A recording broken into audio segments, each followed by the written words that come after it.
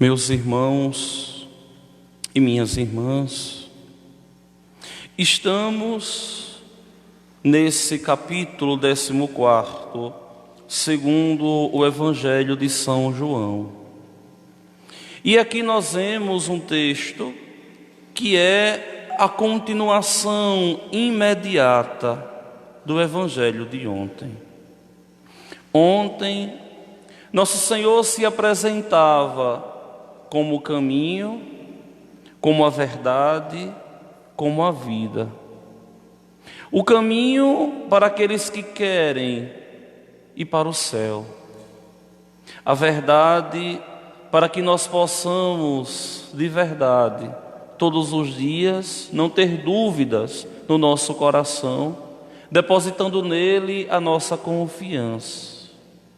E a vida eterna, que consiste em chegar ao término do curso das nossas vidas, completados, preenchidos, repletos em Deus.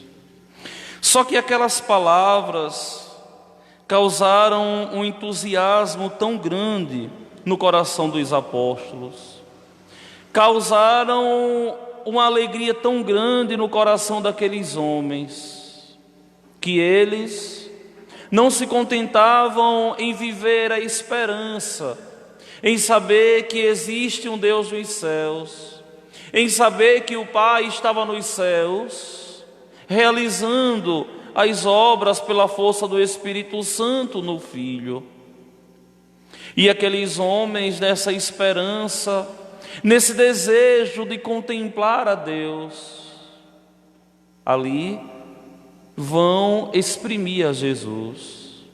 Senhor, nós não queremos viver de esperanças, nós não queremos mais palavras, nós queremos ver o Pai e isso nos basta.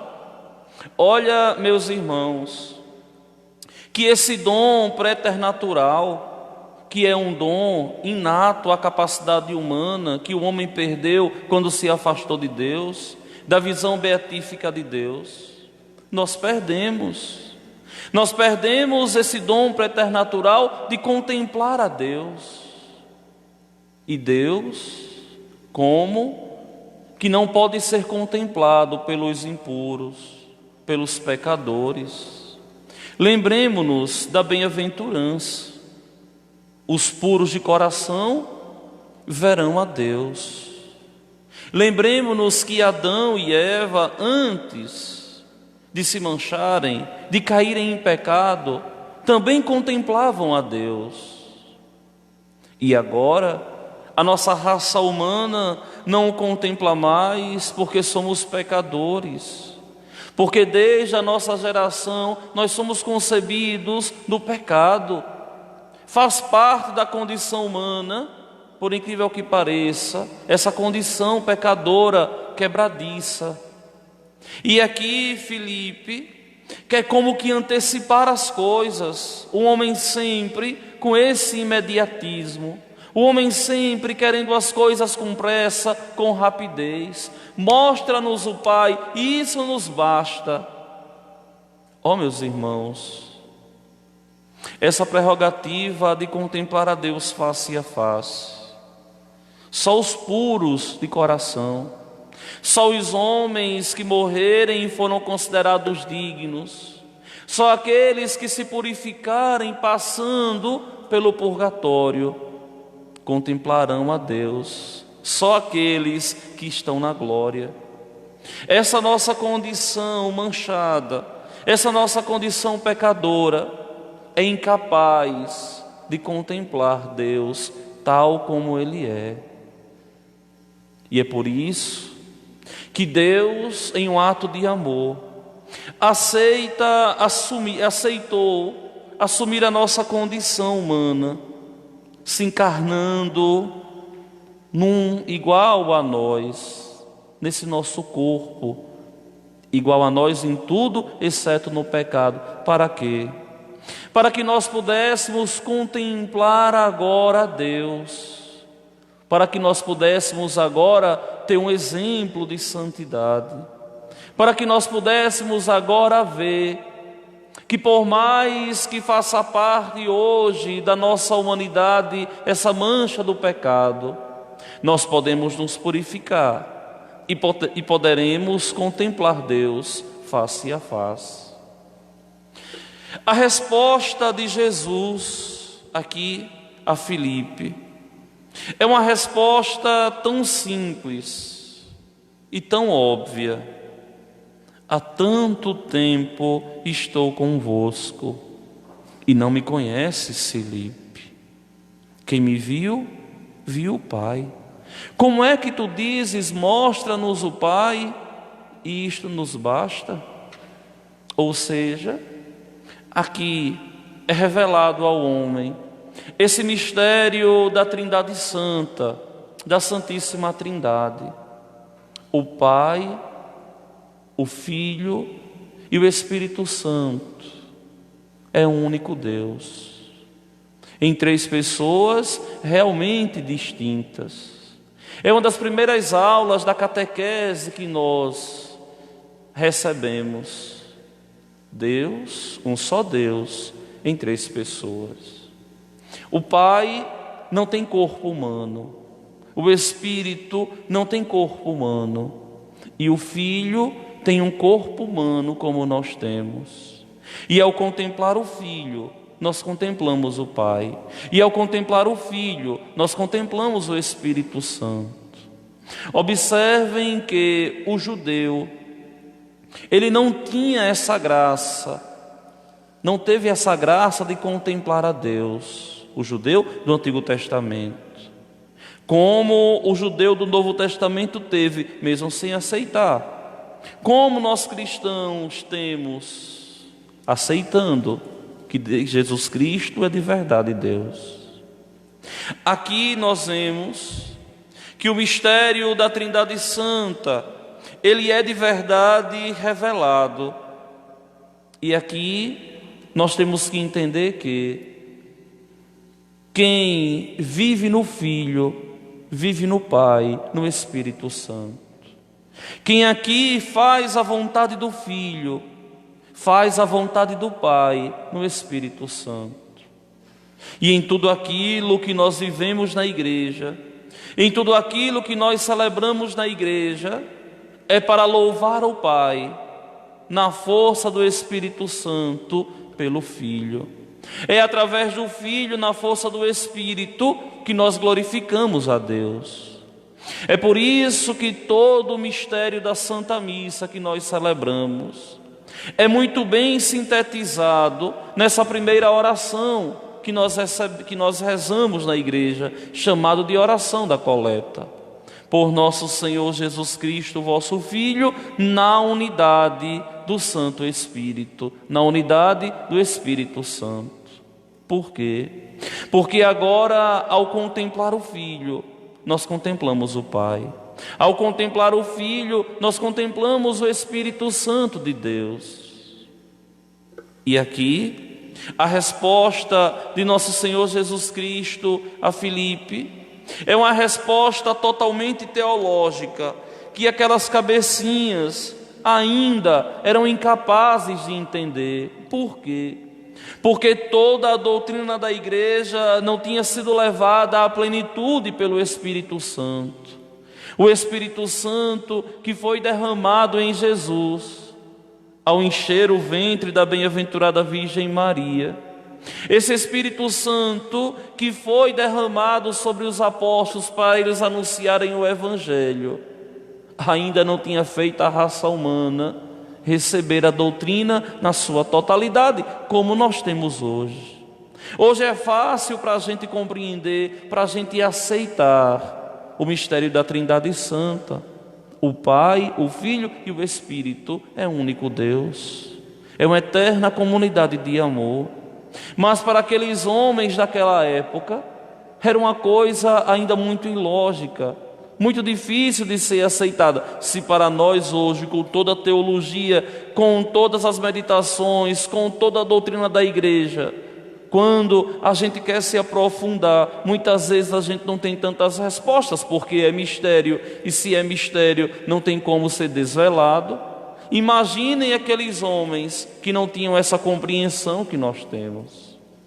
Só que aqui, o que Filipe e os apóstolos queriam unicamente contemplar o Pai, como aqueles israelitas que nessa mesma sede, nesse mesmo desejo, fundiram um bezerro de ouro e disseram: aqui está o nosso Deus.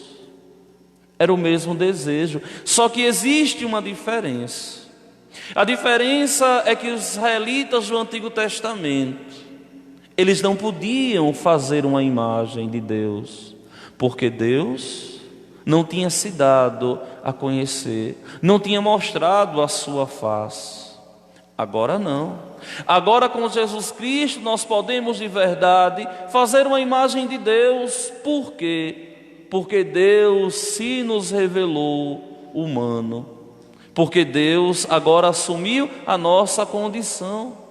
É por isso que, ao contemplar a figura e a imagem de Jesus, nós contemplamos a imagem do Pai e a imagem do Santo Espírito de amor. Por quê? Porque o Filho tem corpo, o Espírito não tem, e o Pai também não tem. O Pai é Espírito, o Espírito Santo, o próprio nome já diz, é Espírito. Mas o Filho, além de ser Espírito, é humano como nós somos. Meus queridos irmãos, minhas irmãs, aqui nosso Senhor, Ele desvelando esse mistério da Trindade Santa, mostrando que o nosso caminho consiste em estar no Filho, na força do Espírito, para alcançar a salvação, que consiste em estar em Deus. Nos remete aquelas palavras que eu dizia essa semana na liturgia: o céu é Deus, e para o céu é viver em Deus, e para o céu é permanecer e estar em Deus. Por quê? Porque Deus, sendo mistério, é uma grandiosidade tão grande que, por mais que nós queiramos, a nossa capacidade humana é limitada para entender, para compreender todo esse mistério. Só que o texto nos enriquece hoje e nos dá essa alegria tão grande, é de saber que, se nós estamos em comunhão com o Filho, estamos em comunhão com o Pai e com o Espírito. E eu ainda digo mais: se nós estamos em comunhão com o Filho, essa comunhão é o Espírito Santo que nos leva ao Pai. Por quê? Porque esse Espírito Santo, como diz o credo niceno-constantinopolitano, que nós sempre rezamos nas solenidades, ele diz de uma forma tão bonita: o Espírito que procede do Pai e do Filho é o Senhor da vida. Ou seja, o Espírito Santo é aquele que dá a vida. Qual? Para este mundo. Qual? Para a eternidade.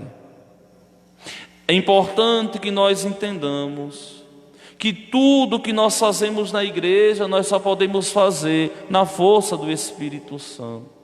Desde rezar o Pai Nosso, Abá ao Pai, desde ser filho no batismo, desde a Eucaristia, de comungar o corpo e o sangue do Senhor, até os outros sacramentos todos eles na força do Espírito Santo. E aqui nós vemos essa grande sinalização para esse eterno desconhecido que é a alma da igreja, por isso sempre nova, por isso a igreja sempre nova nunca envelhece, porque conduzida pelo Espírito Santo. E o Senhor continua assim dizendo: não acreditas que eu estou no Pai e o Pai está em mim? As palavras que eu vos digo, não as digo por mim mesmo, mas é o Pai que, permanecendo em mim, realiza as suas obras. É o Pai que cumula o Filho do Espírito Santo.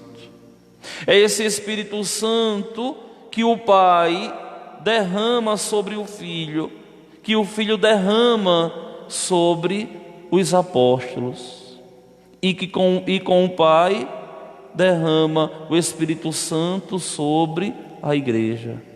É esse Espírito Santo que nos dá essa capacidade no Filho de louvar e bendizer a Deus. Em verdade vos digo, quem acredita em mim fará as obras que eu faço e fará ainda maiores do que estas. Aqui, umas palavras um pouco enigmáticas, mas que não são difíceis da gente entender, da gente interpretar. Quando o Senhor aqui diz assim: em verdade eu vos digo, quem acredita em mim fará as obras que eu faço. Aqui nós sabemos, se nós acreditamos em Jesus, se nós depositamos nele a confiança e a nossa esperança, nós devemos fazer tudo aquilo que ele nos pede, tudo aquilo que ele nos convida, tudo aquilo que ele nos exorta a fazer. E as enigmáticas: quem acredita em mim fará as obras que eu faço. Olha agora, e fará ainda maiores do que estas. Por quê? Porque vejam que o Espírito Santo, ao ser derramado na igreja, levou o Evangelho aos 4 cantos do mundo.